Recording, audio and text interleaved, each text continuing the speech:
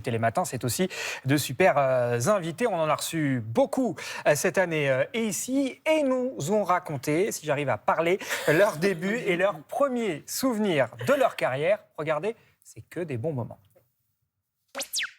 Nous, on a eu envie de s'intéresser à vos premiers passages télé. Regardez, en 50 ans de carrière, ce qui s'est passé. Et voici une jeune nouvelle tête française, celle-là. Elle se nomme, elle a 17 ans et c'est son premier passage à la télévision. Elle se nomme Chantal Goya. À vous, Chantal.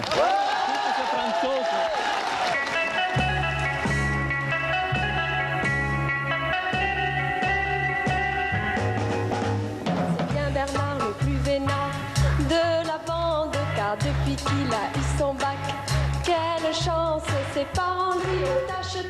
C'est canon. Alors vous étiez absolument magnifique, Oh. mais là, on n'était pas dans la chanson pour enfants. Et en plus de ça, ce qui est dingue, c'est que vous ne vouliez pas forcément être chanteuse, vous vouliez être journaliste, Moi, Chantal j'arrivais Goya. d'Angleterre, j'avais acheté ce kilt à Londres et le pull en Shetland à Londres. La bombe. Et puis mes bottes, ou c'était des chaussettes, je ne sais plus. Et j'étais venue voir Daniel Philippaki pour être journaliste. Oui. Et dans la rue, il me regarde, il dit à Jean-Jacques, mais t'es un grand photographe aussi. Il a dit à Jean-Jacques, j'aimerais qu'elle chante, je la produis tout de suite. Ah, je dis, non, je ne veux pas chanter. Et Jean-Jacques, dans la rue, voit un petit garçon qui s'appelle Bernard. Il dit, comment tu t'appelles Bernard? Il m'a fait cette chanson. Magnifique. Et grâce à cette chanson, et justement à ce passage télé, coup de fil de Daniel Philippaki à nouveau, qui me dit, viens me voir dans les bureaux, j'ai quelque chose de très important à t'annoncer.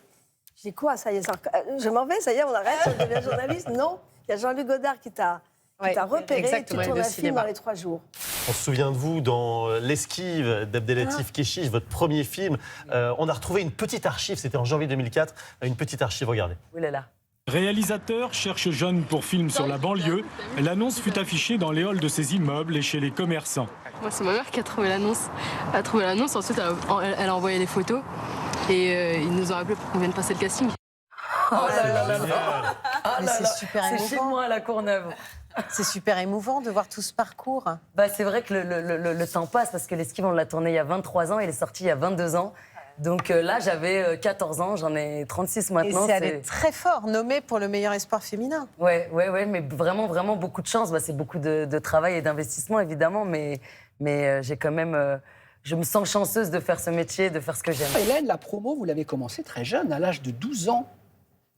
12 ans, et c'était déjà franchement face à Michel Drucker pour un film qui s'appelait Le Mouton Noir. Regardez, souvenir.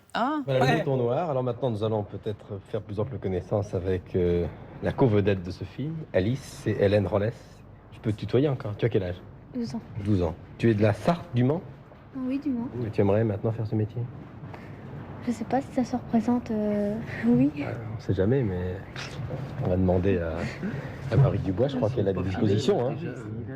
C'est étonnant. Vous avez des souvenirs de Il y cette avait- séquence? Oui, il y avait Jean Carmet, il y avait puis Jacques Jacques Dutronc. Dutronc. Jacques Dutronc, il est extra. C'est vraiment quelqu'un de très humain et de très sympa. C'est donc, le film s'intitulait Le Mouton Noir, Jacques Dutronc, Brigitte Fossé en 1979. Est-ce que ça veut dire, Hélène, qu'au fond de vous vouliez plutôt être comédienne avant chanteuse? Non, je voulais rien du tout. Moi, je voulais pas faire ce métier. Et là, pour le film, du coup, c'est ma grand-mère qui m'a dit d'aller faire le casting. Bon, après, j'ai fait le casting. Je lui ai dit, Mémé, il cherchait une petite fille blonde aux yeux bleus. Je lui ai dit, Mémé, j'ai pas les yeux bleus. Elle me dit, c'est pas grave, vas-y quand même. Et vous l'avez eu? Et oui, on était 4000 petites filles quand même. Et ils m'ont choisi.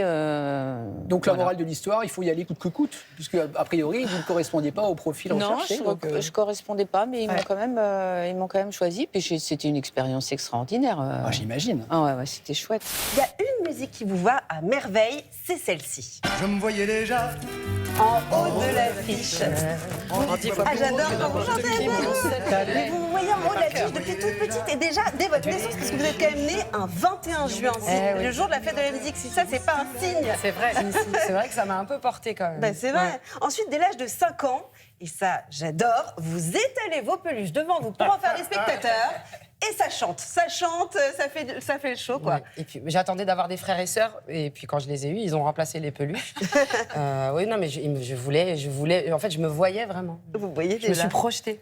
Vous êtes vu aussi à l'âge de 6 ans quand vous imitez Madonna. Oh là là, comment vous savez ça? Bah oui. Et ça faisait quoi, alors? Et ce qui est très drôle, c'est que vous dites très sérieusement à une de vos amies, tu trouves pas que j'ai un peu la même voix, que Madonna. Ouais, elle s'est moquée de moi. Elle m'a dit non, je trouve pas. Est-ce que vous sentiez que vous auriez un destin quand on commence à chanter devant ses peluches, quand on commence à imiter Madonna dans la cour de récré, qu'on a un destin qui est en train de s'écrire? J'avais quelque chose, vraiment, c'était au fond des tripes. Comme une petite étincelle qui me disait, j'ai l'impression que ou peut-être je ne veux pas avoir une vie normale. Il va se passer quelque chose dans ma vie, je vais le provoquer, je ne sais pas comment. Vous allez C'était une conviction, mais bon, voilà.